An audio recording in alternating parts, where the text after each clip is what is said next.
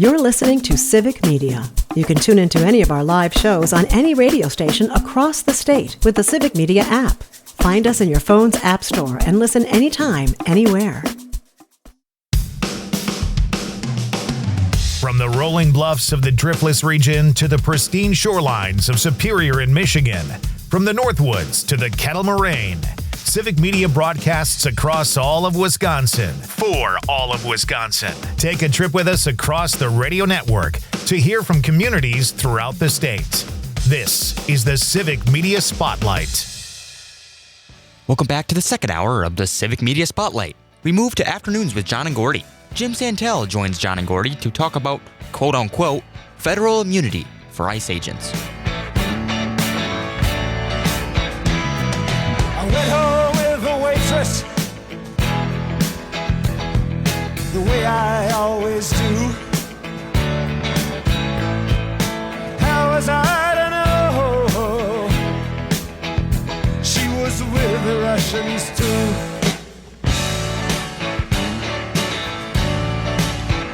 It's an appropriate song to play. This is John and Gordy's Sandbox and Playground edition. We are talking now to our special guest, Jim Santelle. And we've got we've got just a ton of legal questions to ask you because of all that's going on. Jim, former in Minneapolis. U.S. attorney and host of Amicus, a law review. Yeah, Saturday mornings, 9 to 11 o'clock. Jim, good afternoon. Yeah. John Gordy, good to be with you once again. As you say, early days of 2026, no lack of important news stories, right? Affecting us all. Here we go. I thought right? I thought we were going to have like a good year where we don't really get into any of this stuff, you know. Right. Yeah. But that's not going to happen. Why don't we talk about this new thing about federal immunity for ICE agents? Is there such a thing as immunity for an employee of the federal government? So there is a concept called qualified immunity that we've talked about in the past, and you may recall that. Listeners may recall this as well. This is a situation where if it's clear that the law has been clearly established and it's known, whether it's executing a search warrant, executing a stop on the street, a Terry stop for cars, those kinds of things. If the law is clear, and it is also clear as a factual matter at the start of some litigation that the officer abided by that law and understood it to be the case, then there's, again, the courts can dismiss the case based upon qualified immunity. It is a matter that has been very controversial for many, many years. But it's not to say that you can simply then indicate that, you know, anything that a federal agent does, have immunity for it. It's a very, very precise legal process. Have to be findings by judges. Has to be, again, clarity in the law, and has to establish again that the agent at the time or the officer at the time that she or he acted was complying with that. You know, it's being raised again, obviously in connection with what happened, this horrific tragedy in Minneapolis yesterday, but it doesn't preclude the bringing of criminal charges, civil litigation for people who have violated the Constitution. And that's the important point that I think all of your listeners should understand. Well, yeah, that's what they're trying to do. They're trying to prevent all of the information, all of the investigative information to be released to the state government of Minnesota. And that too, again, much related to this, I will tell you that I've used the word a couple of times today. I'm horrified by that, and I'll repeat that here. Cooperation is what we anticipate when it comes to law enforcement, right? Federal, state, local, county government. We are all better when, in a time of limited resources, which has been all of our lifetimes, we make decisions, yes, indeed, about who takes the lead on a particular investigation, who may charge a case first, who is going to execute a warrant, who's going to pursue a search of a home, those kinds of things. But we all do that based upon cooperation. We sit around a table and we figure out how most effectively and efficiently to use the information that we all know and that we all share. It's not to say, once again, that the feds or the state government may go first or second in terms of prosecution, but the point is that those decisions are made collaboratively, and they're made in the sense that we want to support the community. And by doing it effectively, when you say to a particular branch, an arm of law enforcement, get out, we're not going to give you the information that would otherwise be yours to have, where the other agency has jurisdiction, you are undermining the fundamental notion of proper investigations and even of constitutional relationships between law enforcement. This is just the latest turning everything on its head from this administration. Well, I know we're all kind of wondering the trajectory of the bullet and the windshield. Right. We're all wondering, what that's all about. Was the guy standing in front? Of course, we've seen the video. He's not standing in front of the car. But anyway, what about the issue of the legal and constitutional standards for this deadly force that was used? Sure. And this is well known. We often turn the afternoon broadcast into a civics class or a law school, don't we, John? We always do. We'll do that once again, right? You've graduated already. Maybe there are a few listeners, right, who have not. So let's do that. Criminal Constitutional Procedure review again today. And it's basically this. And again, this is very serious, and I do not mean to make light of it at all, but a couple of cases back in the 1980s, 85 and 89, that basically say this: deadly force. And there's no doubt that deadly force was used in Minneapolis. Someone is dead. That's a tragedy, right? Under any analysis. Deadly force, constitutionally permissible. You can do it only when the officer, the agent, has an objectively reasonable belief, probable cause to believe, that there is some imminent, meaning immediate threat of death or serious bodily injury. Now, that's a lot, I know. So just to pull that apart, if you are the agent, you're the officer there, and you decide to draw your weapon and you decide to fire it, or you're about to fire it, the only circumstance under which you can do that is if objectively, not subjectively, if we look at these situations and we say, you are facing a threat of death yourself. Someone is pointing a gun at you, or some serious bodily injury is about to happen, then and only then can you use that weapon for lethal, deadly purposes. An imminent, immediate threat of death or serious bodily injury, and under those circumstances you can do it. What is it not applicable to? If you do not have that objective sense that you're about to die or someone else is about to die, then you cannot use your weapon. You cannot use it for someone who is fleeing. That, again, is not permitted by the Constitution. And so that's a big issue here, right, with respect to Ms. Good, who was presumably trying to get out of that area. Can't do it for somebody who's fleeing. And again, the general notion is that whatever you do, it's got to be proportionate to the risk you're facing. If somebody is simply driving an automobile, and frankly, even let's presume she was obstructing the area there, needed to get out, whatever the circumstances were, none of that justifies the shooting. It's always got to be proportionate to the threat that's proposed. There's got to be some legitimate objective that is protecting life. And that's the fundamental notion. For what it's worth, to your point about looking at all this, yes. Way back in May of last year, just about 6 months ago, Supreme Court wrestled with this kind of case and determined you got to look at all the circumstances. You got to figure out things before, during, and after the event, everything relevant, including the video that shows those agents walking up, shows what happens afterwards. All of that gets examined in determining if there really was here any truly life-threatening circumstance that warranted this agent bringing his weapon up and firing into that car 3 times. Yep. Here's the thing, because we see in the video that the officer, the ICE agent, drew his gun before she even started to drive the car forward. He already had his gun out. And she had backed up, so I don't know why he took his gun out in the first place. But then of course everything went south at that point. But he had his gun out before. So does that matter at all, Jim? It matters hugely. Every single event matters a huge amount.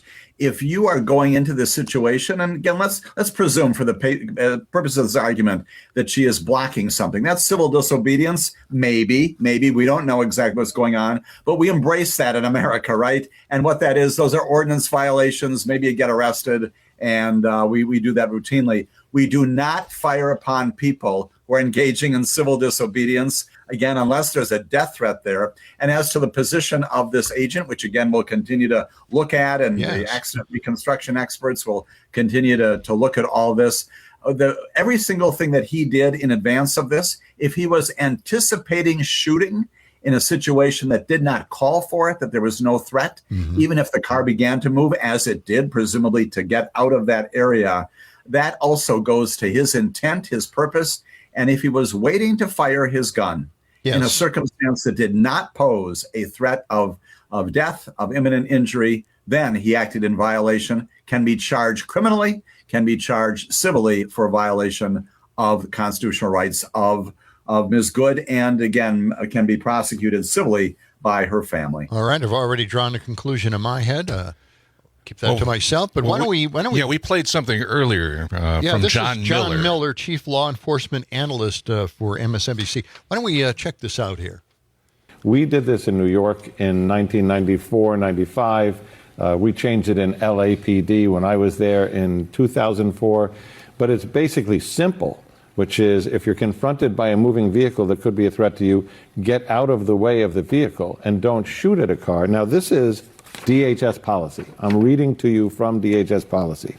DHS law enforcement officers are prohibited from discharging firearms at the operator of a moving vehicle or other conveyance unless the use of deadly force of the... Basically, it says, unless it's... This appears to be black and white. It does. And it also says a law enforcement officer must take into consideration the hazards that may be posed to law enforcement and innocent bystanders by an out-of-control vehicle, which we just saw the result of that. The point is, unless the person is literally either using the vehicle to ram other people in a terrorist attack, or has a car bomb, or is chasing you with the vehicle in particular, getting out of the way and reducing the tactical exigency where you're not creating a situation where you're forced to fire these shots is what most law enforcement agencies have adopted. And very clear that that's what was there. It's missing. Yep. Okay. So there you go. Exactly right. Again, the notion is you want to make sure whatever you do, you de-escalate the situation to the extent you can, and you use the most applicable nonviolent means. If it means that you jump out of the way, you do that as opposed to having somebody who's killed. And there's also a policy, again, it's not so much of a constitutional dimension, but most law enforcement agencies also make clear, I used to teach this to federal and county officers, you don't position yourself in front of a moving car. If the car is moving, you don't step in front of it. Why? Because number one, we're concerned about you. You don't want you to be run over as the agent. And you don't want to create, as the commentator was just saying, the very circumstance that prompts you to think that maybe deadly force is necessary. Do not create the situation where you feel obliged to shoot. And that's the reason why the movement of the car and where this agent was and what he did in advance of shooting is all important. To your good question, John. Well, that's for some reason they're going to try to keep all of this stuff secret so we don't have to re-examine it, that they are going to make this decision on their own and they're going to keep it from us. But, in those regulations, I did not hear immunity mentioned once. Right. Okay? Yeah. So... Yeah, different issue, but yes. And that's exactly right. And the reality is, to the extent that that's being bandied about, what we just described here, again, this concept, the Supreme Court has said you can't use deadly force. You don't have immunity for these circumstances. You can be charged criminally and pursued civilly, both. All right. We'll be back with former U.S. Attorney Jim Santelle after a quick time out here. It's John and Gordy. Stay with us. Afternoons with John and Gordy is part of the Civic Media Radio Network, where you can listen to them weekdays from 2 to 5.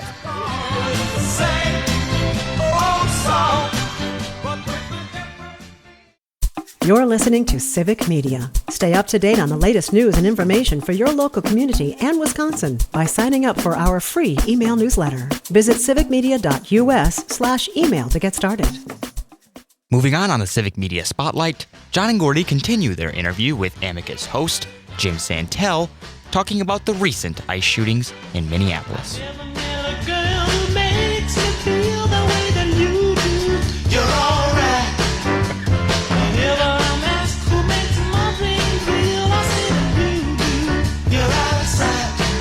It's the John and Gordy Court of Law here. We're continuing our conversation here with Jim Santelle, host of Amicus, a law review. And what is the issue that you brought up to us, Aaron? Let's get Jim's input on this. What's going on? Cameron Appleton texted in, and he sent an article from Kara News, which is NPR for North Texas, or so they say. But a lot of other news places have reported on this as well. Within the last couple days, Texas has become the first state in the union to end American Bar Association oversight of their law schools. Okay. It sounds dangerous to me. That doesn't seem right, but okay. I know we have citizen vigilantes down there now, but are we turning it over to citizens now and forgetting about law completely?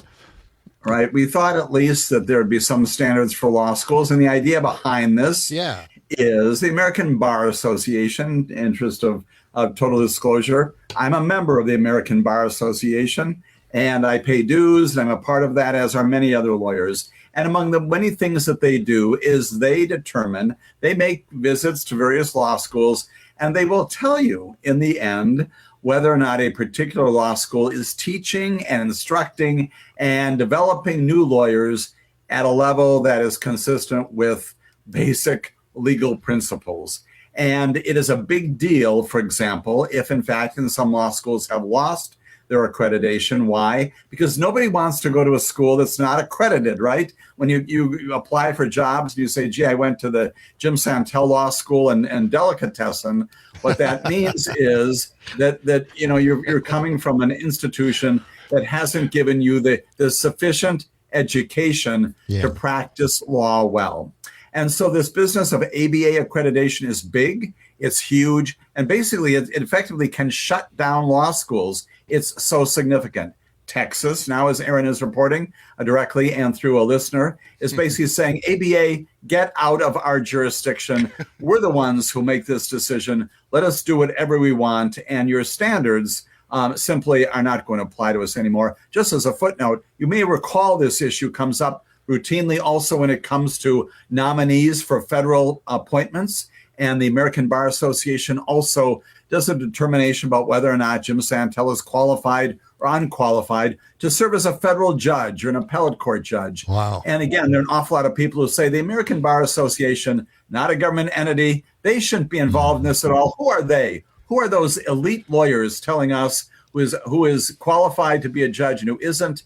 And for that reason, they've rejected, in some instances, the evaluations of the ABA of nominees for your federal court, mostly because some of the nominees would not get the endorsement of the ABA given their past. So this is a continuing issue. Again, it's trying to bring down the basic institutions that ensure the integrity of the justice system. I always thought they didn't use the ABA's judgment simply just to hide a bad candidate.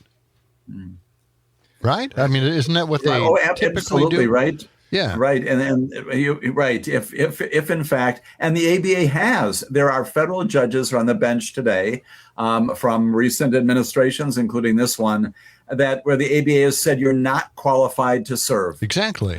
Yeah. Right. Now, again, that is advisory. It doesn't compel the United States Senate, the Judiciary Committee, and the Senate to not confirm, and they go on and confirm them. But again, you've got federal judges then on your bench for life, for whom the American Bar Association has said shouldn't be there. They're not qualified. Wow. Okay. There we are. All right. Well, Jim, let's get into Venezuela and. Yes.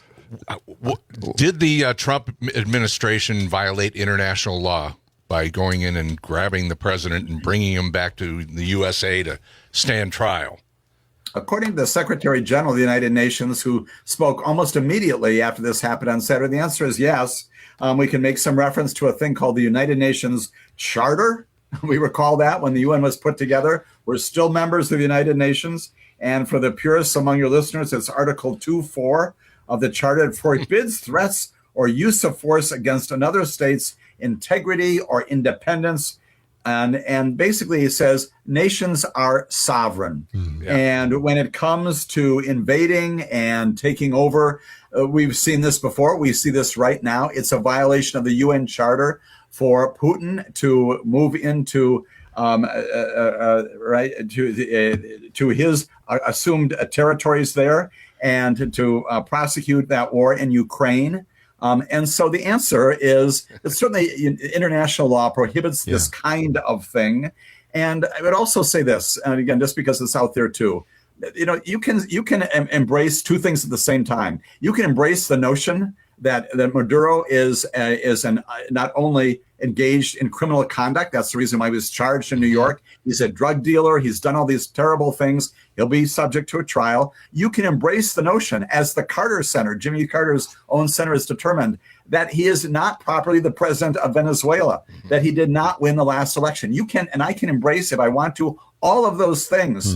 And at the same time, then ask the related but separate question, what do I do about it? And I can also embrace the notion, in that same vein, as much as I may not care for and may even condemn Maduro, that the way in which we went into Venezuela, plucking up their leader, again, even an invalid leader, that notion is in violation of international law. I can believe both of those things without being inconsistent. Wow. Okay, well, that fits in with the Trump administration. Those are their standards, I guess. Okay. Well, we got to leave it there, Jim. We're going to have to, Saturday on Amicus Law Review. Can you give us any kind of preview? What are you going to be talking about? We'll talk more, obviously, about Minnesota and Minneapolis. We're also going to talk about Supreme Court cases coming up for oral argument in the coming week. Lots of things on the docket there, too. Excellent. Okay. Jim Santelle, thanks for joining us. Always a pleasure. We'll talk again next week. Always honored, gentlemen. All right. News is straight ahead. Coming up in our next hour, Rocker will be in the studio with a Max Inc. preview. It's all coming up on John and Gordy. Afternoons with John and Gordy is part of the Civic Media Radio Network, where you can listen to them weekdays from 2 to 5. We move on the Civic Media Spotlight to Nite Lite with Peot. Peot interviews the doctors in Recital that reveals their upcoming charity event featuring diverse musical talents. The show wraps up with a soulful performance of Feels Like Home by Kim Shefchik and Paul Poe. Welcome back. Sometimes if I really like the song when we come out of break, I'll kind of take my time talking so I can hear more of the song. Yeah, that makes sense. Does that make sense? Like if honestly, Carole King I love, but if I hear Carole King one more time, Con. Ooh. Well, no, I'm going to play the song, and I'm not going to put your mic on, though. Dom, stay on standby. That's all I'm saying. Tom's like, what? What did I do? I kid Conrad, because he loves Carole King. Did I introduce you to her? Great. Did you know about her? That song's great. I didn't know about that song. She's I think I heard that maybe on like TikTok or something, and I never expanded into it, actually. She's got her whole You should celebrate her whole catalog. She's great, honestly. Tomorrow, we're going to have a whole new lineup of music, and it's all Carole King. We are not doing that, Conrad. Thank you for the suggestion. Hey, this is exciting, folks, because some of my favorites are here. They're missing their third, I almost called her third chair. Wheel, but that would not be appropriate. No, I think I'm the third wheel. No. So we're missing the second wheel. I'm the third wheel. One of you is definitely the third wheel. It is not Chris Peot, who is not here. She is definitely not. She's the main wheel. No one would ever call her a third wheel. I know. Don't tell her I said that. Sometimes I'm called the squeaky wheel. We've got some of a group representing the doctors in Recital. They are here quite often, and I love when they come to the studio. Kim Shefchik is here, and Paul Peot. Chris Peot, one of our other regulars here, is not here tonight, and she is missed. But I appreciate you guys coming in and representing the doctors in Recital, a really outstanding group with a big show coming up. Yay! How are you guys? Great. Yeah. Did you have good holidays? It was really nice. I feel like it was the first holiday with my son home from college. And so I got to be joining the ranks of those people that I swore I'd never be, where you're like, oh, whatever, it won't be a big deal. And they come home and then you just fawn over them like, I missed you so much. And it's kind of obnoxious. Was there an adjustment period, Kim, or was it like he just never left? No, there was an adjustment, because it's like you are used to having a little bit of okay, everybody. Well, you know how it is, because he has two boys. But I want to hear your story, because you're on a little bit of a delay. So I want to hear how it's going for you. Giggling over there, because I know where she's going with this. Well, the advantage of my son is, I think, he's in a smaller space, and so he only had so many piles of clothes he could bring. So all of his dirty laundry could only fit in one giant knapsack. Satchel. But that, they come home, they dump, and then they just kind of take a nap for 4 days. Yeah, and that's okay because they're working hard, right? Like we had this dilemma. I was going to go see Frank Herman's show at the Meyer. Well, we did that last year. My whole family met here. We went. It was a blast. This year, my daughter, who is also in musical theater, got sick, and we kept her. The good parents that we are, we said, stay there for 2 more days because nobody here wants to get sick. We don't want you. We love you, but stay there. Exactly. So she actually kind of offered, but we took her up on it. And it was just like, we're wearing masks in the car. I can't get sick. I don't want the flu, and she had a flu shot and still got sick. Yes, my son had the flu too during finals. Really? It was just hitting the college campus is hard. So is he still home? How long is his break? He's home for another week and a half. Okay. Yeah. Nice. So you get that good quality. Yeah. That's very exciting. Right about the time you're kind of getting sick of them being home again, they leave. It's kind of cool, actually. Would it be really crummy if I tried to talk my daughter into going back early after we told her to stay at school? After everybody I think that's sending a message. Yeah, I wouldn't do that. I mean, if you want to send that message, you can send that message. But I love my don't girl. they start? They start next week already. I think, right? I think it's the 20th or something like that. Okay. And what about you, Paul? You got you're not empty nesters. You still have kids. Yeah, they're both in college. Oh, they both are. Okay. Yep. So same kind of thing. They come back from college. They, the laundry bomb goes off. Yeah. It's just everywhere. Our home isn't super big, so when the two of them come home, it's like they take over. Yeah. I don't think they're even trying to do that. It just naturally happens. Right, and right. yeah, you start fighting over the common spaces really quick. It's so weird because I get frustrated because it's just my wife and I most of the time. So the dishes it's one dish, I'm so pathetic at 1 a.m, wiping my dish and putting it away. And then they get home and there's stuff everywhere. Yep. And my first instinct goes, hey guys, can you clean up? And then I'm like, I don't care. I love that they're home. Yep. Yeah. I really don't care. Is that like that for you, Conrad, when you visit your parents? I mean, not really.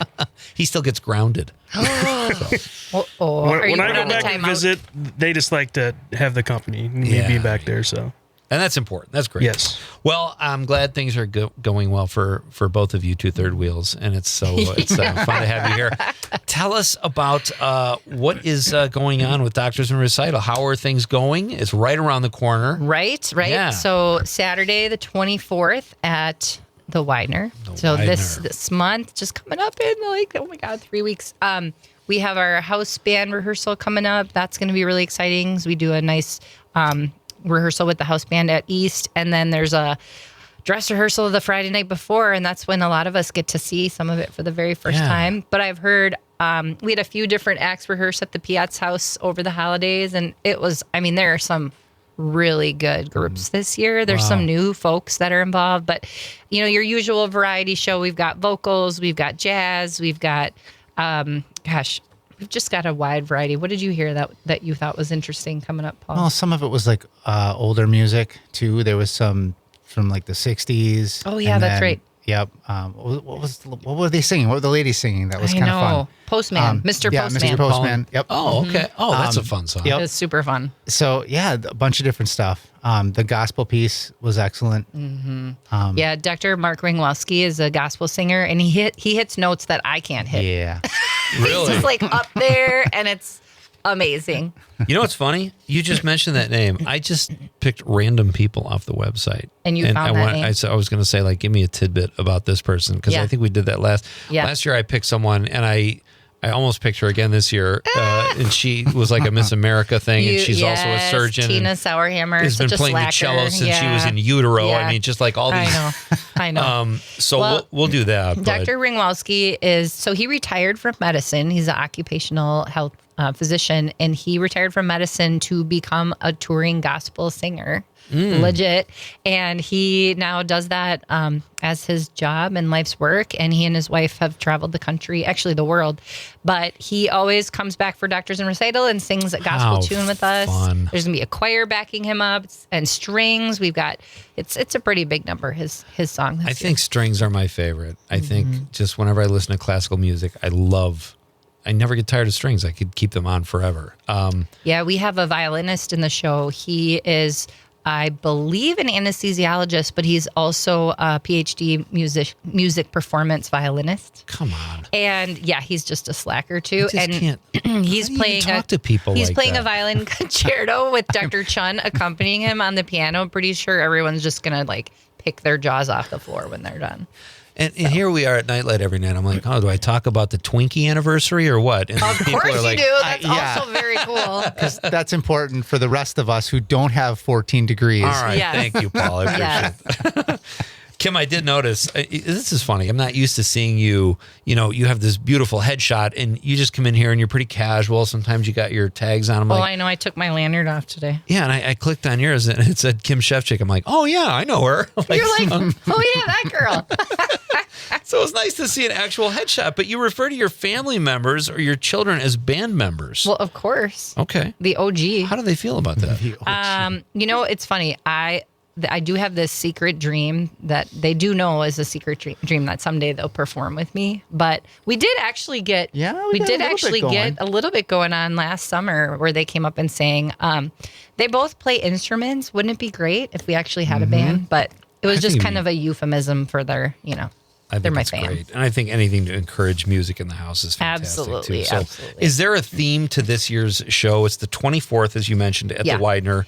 Great place to see a show too, by the way. It's a beautiful place. There's not like a theme to the music or the variety, but the theme is always music, making a difference by making music. Okay. And our making a difference this year is focused on some hunger, helping end hunger in our communities. So we have 4 different food banks that we're raising money for. And then we always support music education. So we have 2 music education programs with some local high schools in the area. So it's just a lot of like bringing people together of a hodgepodge of healthcare professionals, putting on a show. And Lucinda Roberts, our executive producer, weaves it together with a story. And then we have an MC. Oh my goodness. I cannot think of his name. Dr. Paulson from St. Norbert College. He does a lot of fun dad jokes. You would appreciate his humor, I'm sure. And he ties it together too with some fun little anecdotes throughout the show, as filler in between. Yeah. But it's pretty efficiently run. The stage crew does a great job of weaving it all together somehow every year. I'm trying not to be offended, Kim, that you said I would love the dad jokes. I think you're a dad joke guy. Do you think so? Yeah, I do. That's like Am I wrong? I think so. I'm a dad joke guy. Am I wrong? Is there something wrong with that? I like dad. I appreciate dad jokes. I mean, if you had said knock knock jokes, I might have. Pete. Oh, I think dad jokes are above knock knock. Yeah, I mean, don't you think? I prefer a good pun too. Okay, I'm not good at. If it's a somewhat cheesy dad joke with some pun going on, that's that's a good thing. That's fair. I'm not good at any jokes. I always screw up jokes. You could never offend me anyway. I'm just. All right. Now so, I feel like that's a challenge. Let's see what you can do next time you come in. We'll see what we. So my guests are Kim Shefchik and Paul Peot. They are here representing the Doctors in a Recital. A great show for a great cause that happens January 24th, 2026. 2026, Conrad. I know. Happy New Year. Happy New Year. And so that is what everyone's resolution should be. Where should people get? Where can people get tickets? Are there still tickets? There are still tickets. Okay. You can get them online through the Widener. They're doing their own internal ticketing this year. So www.widenercenter.com, or you can go to the door. We'll have tickets available at the door. And how much are they? They kind of range essentially depending on where you're sitting. I believe the starting is around $25, and then and up is kind of how they're phrasing it. What is the uppest it goes? I think the uppest is like 40 because that's like front orchestra kind of level seating.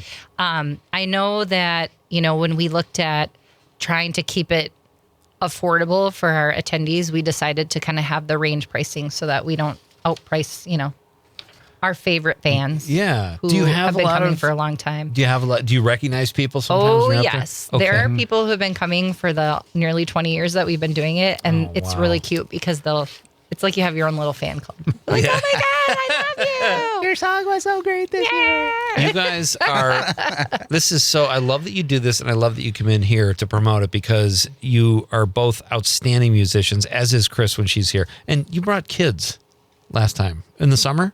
Yeah. We did. We had, was it Elliot and Tess came along, right? They were at Stevens Point students. Elliot sang some Sting, I think. Yeah. Fields of Gold. Mm-hmm. That was fantastic. We try. We keep prodding them and trying to get them to stay involved. But, when they're home on break, sometimes they just turn into lumps in their beds. They wanted no part of this tonight. That's what I'm hearing. Talk about like a band, a family band. The Peot family band should be a thing. And so Paul's brother's super talented. Paul's kids, Paul and Chris and their kids. I expect a Peot band in my lifetime. I am pretty much. Hand in hand. I am the weakest link of this whole operation. Oh, by far. See, we've seen and we've heard. Yeah, you're just that guy, Paul. You're very humble. No. All of our kids are talented. That's pretty awesome. That's fantastic. They're talented, but Paul, you're very talented. You just start. No. All right, we have to do a very quick break. When we come back, you're going to sing, right? Well, yeah. Sure. He's got the guitar. I figured, why not? Yeah. I just kind of hold it. I kind of hold it at home, too. I just always hold the guitar, so I look cool. Doctors at Recital are here. It's Peot Schwab and Nite Lite. We're coming right back.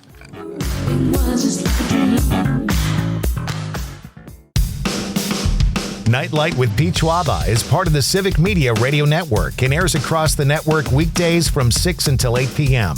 To learn more about this show and all of the Civic Media programming, check out the website at civicmedia.us/shows. You're listening to Civic Media. Find the latest news, information, and archives of all your favorite shows on the Civic Media website, civicmedia.us.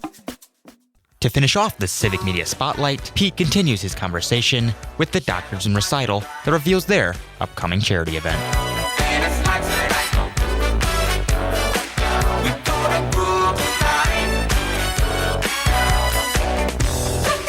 Welcome back. This is Nite Lite with Peot Schwab. We are starting anew, folks. It is a new year, but that does not stop us from having guests on the show who have been on here in 2024 and 2025. Sometimes you just can't do any better. We tried to find better musicians, honestly, and we could not top you guys. So honestly, maybe we shouldn't play and sing tonight.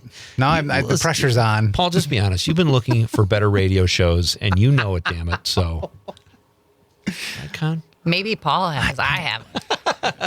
I love you, Pete. You guys are fantastic. I know. I love having you guys here, and it's just great to have you. So, do either one of you have New Year's resolutions before we get to a song? So, I felt like this year I was going to try to find like more things that made me feel like a kid again.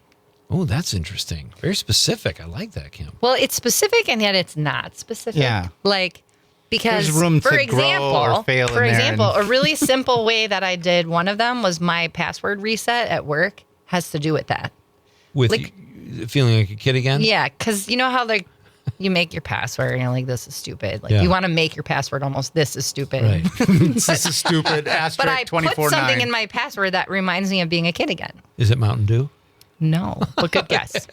And then every time I type it, I kind of chuckle. Oh, it's kind of fun. Nice. That's good. Yeah, I'm really proud of that one, but that's not really the intent of the whole resolution. Oh, what about you, Paul? That's a great one.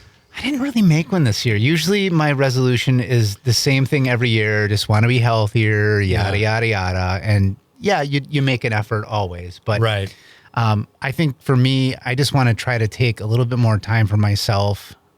It could be health related. It could just be mental health related. Just like unplugging and not worrying about stuff for a little bit is what I'm going to try to do more of. But it's kind of hard to do that in this lovely world. I thought it was going to be grow a longer beard because I feel like it's longer. I just trimmed it. That's trimmed. Wow. It feels so much fuller. Yeah. Wow. Okay. If you're watching on the stream, Paul's got the rocking the beard. I think all those resolutions are great. Definitely longer than mine. Because it just gets us to consider new things, even if we don't follow through. I think What's yours? None of your business. You'll appreciate that. Kim, you'll appreciate this. Giving Kim a hard time tonight because I feel like we're friends and I can do that. Yes, you can. It's safe. So mine is giving up high fructose corn syrup. That's a good one. Someone in the professional. That's a good one. Yeah. That stuff is not good for you. It's terrible. And I had actual, like the new, I try to go for like the Mexican Cokes if I'm going to drink a Coke. Oh, Mexican Coke's good. They're very good. The real sugar makes a difference, but I had it I probably over the course of the break had 4 or 5 Cokes with high fruit. And I just was disgusted with myself, So, all right, we've got to get to a song. You guys are here to sing and fill our studios with song, and I love both of you when you sing. It's outstanding. So, what are you thinking? Hopefully, the phlegm stays out of the vocal cords. We are going to sing a song that I actually did with the Peots in a previous Doctors in Recital called Feels Like Home. Okay. Bonnie Raitt did this. Nice, and then yeah. I don't know if she actually wrote it. Linda Ronstadt did it. Actually, it's been covered by a lot of people. Actually. Yeah, it has. Here's what we'll do, because we have about 3.5 minutes, Con, to break. Yep. Take us to break. We'll be right back, folks, after the news, if they're not done. And if you're done, we'll throw to break. But either way, take your time. Sing. This is the Doctors in Recital. Kim Shefchik, Paul Peot here singing Bonnie Raitt. I absolutely love it.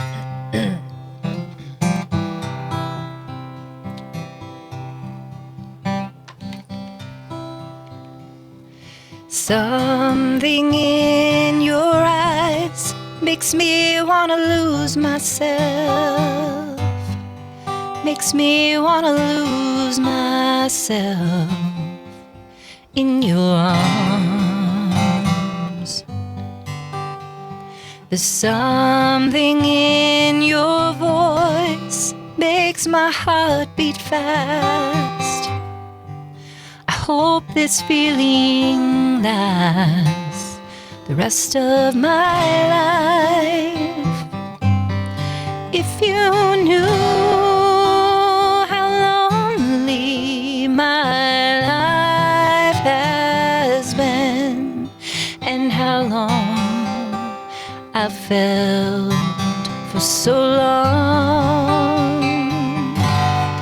If you knew how I wanted someone to come along and change my life the way you've done.